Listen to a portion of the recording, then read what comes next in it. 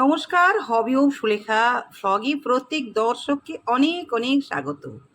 আজকের খুব প্রিয় ফুল আমার রজনীগন্ধা ফুলের পরিচর্যা নিয়ে এবং প্রতিস্থাপন নিয়ে বলবো। দেখতে থাকো, সাথে থাকো। অনেক দিনের স্বাদ ছিল বাগানে রজনীগন্ধা ফুলের চাষ করব, তো করেছিলাম, ফেলিওর হতাম, তো এবার এতদিনে সাকসেস হয়েছে। কীভাবে সারিবদ্ধভাবে লাগিয়েছি দেখো, পাশেই কিন্তু একটু পাতা বাহার আছে।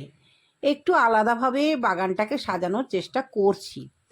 তো আমি দুইভাবে এই রজনীগন্ধা ফুলের চাষ করেছি, একটা গামলায় রোপণ করেছি আর একটা মাটিতে। আমি সব সময় কিন্তু দুই রকমভাবে চাষ করতে ভীষণ ভালোবাসি, যে দেখি যে মাটিরটা ভালো হচ্ছে না গামলারটা ভালো হচ্ছে। তবে এই ফুল চাষ করতে গেলে আমাদেরকে একটু জলটার দিকে তাকাতে হবে, কারণ এটা ঠিক পেঁয়াজের যে কন্দটা হয় না, ঠিক সেই রকম গোড়াটা হয়। তো তার জন্যে জলটাকে আমরা সবসময় জল নিকাশি ব্যবস্থাটাকে সুন্দর করব। তার জন্য ছিদ্রটা আগে করে নিতে হবে, তারপরে 50% বালি আর 50% পাতা পচা সার, আর কিচ্ছু লাগবে না। তার মধ্যে একটু নিম পাতা দিয়ে বসিয়ে দিয়েছি। আর দেখতেই পাচ্ছ, এগুলো তো মাটিতে রোপণ করেছি, কোনো পরিচর্যা নেই, জাস্ট একটু জল মাঝে মাঝে দিতাম, কিছুই দিতে পারি না। দর্শক বন্ধু, এত সুন্দর গন্ধ, এত সুন্দর গন্ধ, একদম বাগানটা একদম মুখরিত হয়ে গেছে গন্ধে। ভীষণই প্রিয়, ভীষণ প্রিয়। অনেক দিনের ইচ্ছা ছিল, আর ছোট থেকে না আমি সব থেকে বেস্ট আমার এই রজনীগন্ধা, তারপরে হচ্ছে গোলাপ, তারপরে অন্যান্য ফুল। সব ফুলই আমি ভালোবাসি, তবে এই ফুলটা আমার খুবই খুবই প্রিয়। তবে একটা কথা বলবো, যে একটি মাত্র যদি তুমি পেঁয়াজের যে কন্দের মতন ওটা লাগাও, তাহলে অনেকগুলো হয়ে যায়। আর গুচ্ছাকারে যেখানে থাকে সেইখানে কিন্তু খুব তাড়াতাড়ি স্টিক বেরায়।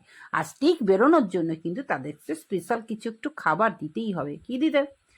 তোমরা তো জানো, ফুল আসার আগে জৈবভাবে একটু কলার খোসা বা পেঁয়াজের খোসা ভেজানো জল যদি দিয়ে দিই, সেটা তো হবে। আবার তাছাড়াও যদি আমরা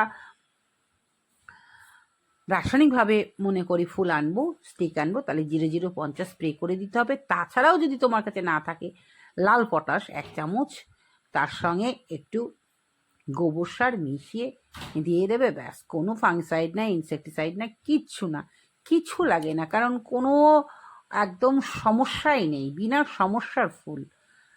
অনেক চেষ্টা করে কিন্তু এই ফুলটা এসেছে। আর পাশেই আছে কিন্তু টেকোমা, খুব সুন্দর হয়েছে। আমি আর আলাদা করে তোমাদের একে দেখাতে পারিনি, তাই এর মধ্যেই দেখালাম। খুব সুন্দর হয়েছে। টেকোমার একটা কি ডাল থেকে কিন্তু টেকোমা হয়, সেটা কিন্তু আমি করেছি দর্শক বন্ধু।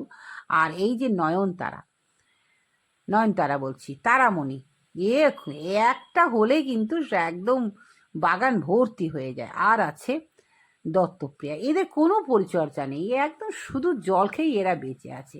এই কটা গাছ তোমাদের দেখালাম, এই কটা গাছ তোমরা করো, দেখবে ভীষণ ভীষণই ভালো লাগবে, একদম গাছ ভরে ফুল আসবে।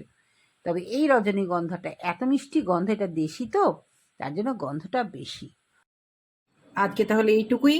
উপকারী ভিডিও মানেই হবি ও সুলেখা ব্লগ আর হবি ও সুলেখা। অবশ্যই চ্যানেলটার পাশে থেকো, সাবস্ক্রাইব করো নতুন বন্ধু থাকলে।